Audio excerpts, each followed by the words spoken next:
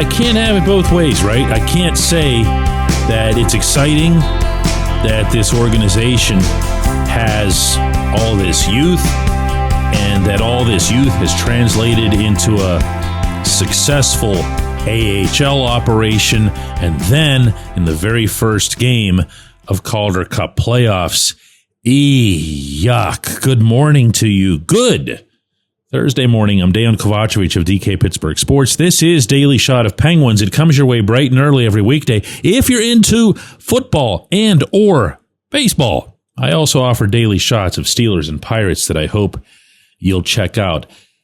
Lehigh Valley Phantoms 5, Wilkes-Barre Scranton Penguins 2 last night in Wilkes-Barre in Game 1 of their best-of-3 first-round series. Not good. Actually worse than the score would indicate, because the Phantoms were up 5-0 before the Penguins scored a couple of goals in the final 5 minutes of regulation that meant next to nothing. This was not at all what anyone, individually or collectively, would have wanted to see from this. The Penguins were the higher seed.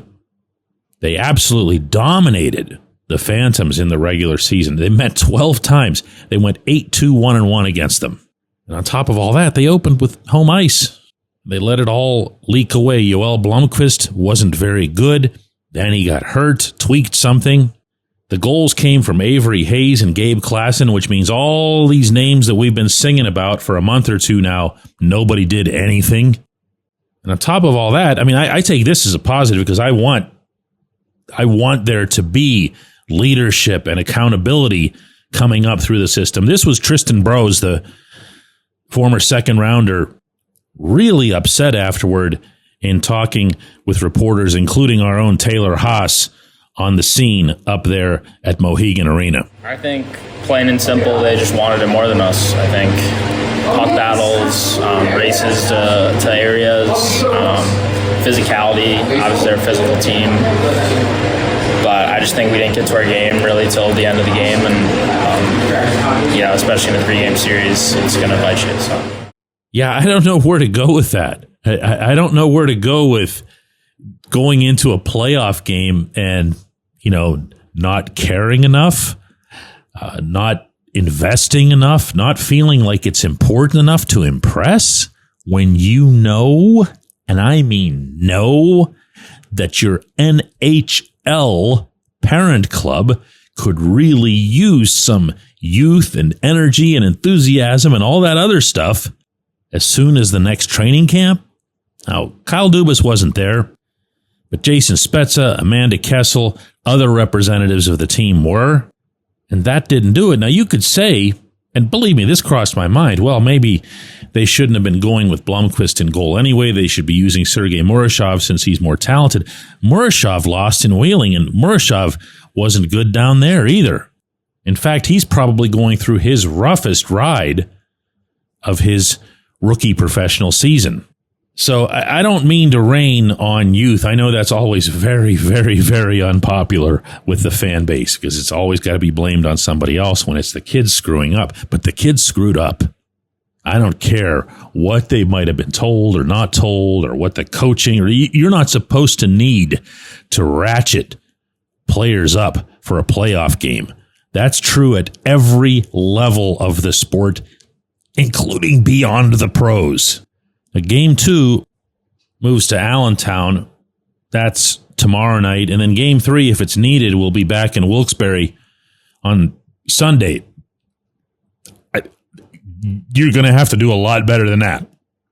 You're going to have to do a lot better than that, or it's going to stick in the craw of a lot of people, including a lot of evaluators, and it should, because a lot was done and a lot was made of trying to get this team to be, kind of like what the Hershey Bears were, and the Bears leading into the current success of the Capitals.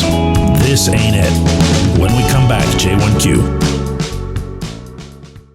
This episode is brought to you by Bet Online, your number one source for all your summer sports needs this season. From Major League Baseball, golf, NHL, NBA playoffs. Get the latest odds and lines, including all team matchups, player props, odds on just about everything that's out there. Head to the website today or use your mobile device to get in on the action. Bet Online, where the game starts.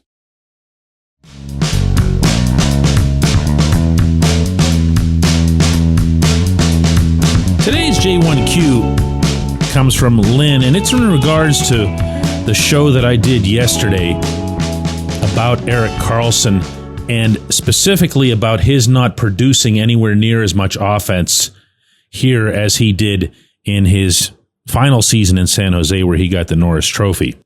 And, by the way, producing less than he had in most of his seasons before coming to Pittsburgh. Lynn says, DK, I don't see how the Penguins can trade away Karlsson. He is by far the best offensive producer on the blue line. Chris Letang, even when healthy, can't be that anymore. I think the Penguins would be better off finding a good partner with which to pair him on the top pairing. His cap hit isn't that bad anymore with the cap rising every year. What do you think? Well, Lynn, I don't want to get partners for Karlsson. The thing that I really focused on in the episode a couple of days ago was just being more aware of what his strengths are in being the two-time Norris Trophy winner that he is, meaning having more bodies at the front, having sticks better presented, having more of an understanding of his abilities, and specifically getting the puck through traffic to the front of the net. I also want to point out, and I thought you were about to do this with the first half of your last sentence there, when you say his cap hit isn't that bad anymore. The Penguins have to pay him a $4 million bonus this summer. There is a possibility that once they pay that bonus, and then he becomes a $6 million player for somebody else, then you'd have an easier time of moving him or accounting for some of his salary in other ways, maybe throwing in some of all of those various additional picks they've accumulated, kind of like what the Blues did when they sent Kevin Hayes to Pittsburgh. But to your bigger point, where would the offense come from on the back end? I don't know. I mean, you did at least get some offense from Karlsson. You did get some offense from Letang. You did get some offense, if I'm being fair here to a guy I was really, really critical of earlier in the season, from Matt Grzelcyk. But Grzelcyk's a free agent.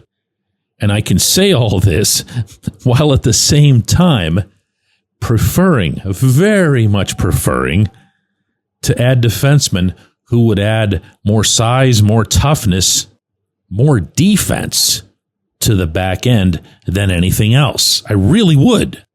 And I don't care how antiquated that might sound in 2025. I get that mobile defensemen are where it's at. I also get that they're not just floating around out there for people to pick up. But I also get that it's difficult to do any of this, to set the stage for any of this, while there's uncertainty related specifically to Karlsson, because he takes up such a big portion of your cap. He takes up, really, if you think about it, a very prominent portion of your ice time and your roles on the team. So without a doubt, the first step here for Kyle Dubas, or at least the first priority, regardless of the chronology of all this, is going to be figuring out what to do with Karlsson and how to do it. I appreciate the question. It's a good one. I appreciate everybody listening to Daily Shot of Penguins. We'll be back with another one of these tomorrow.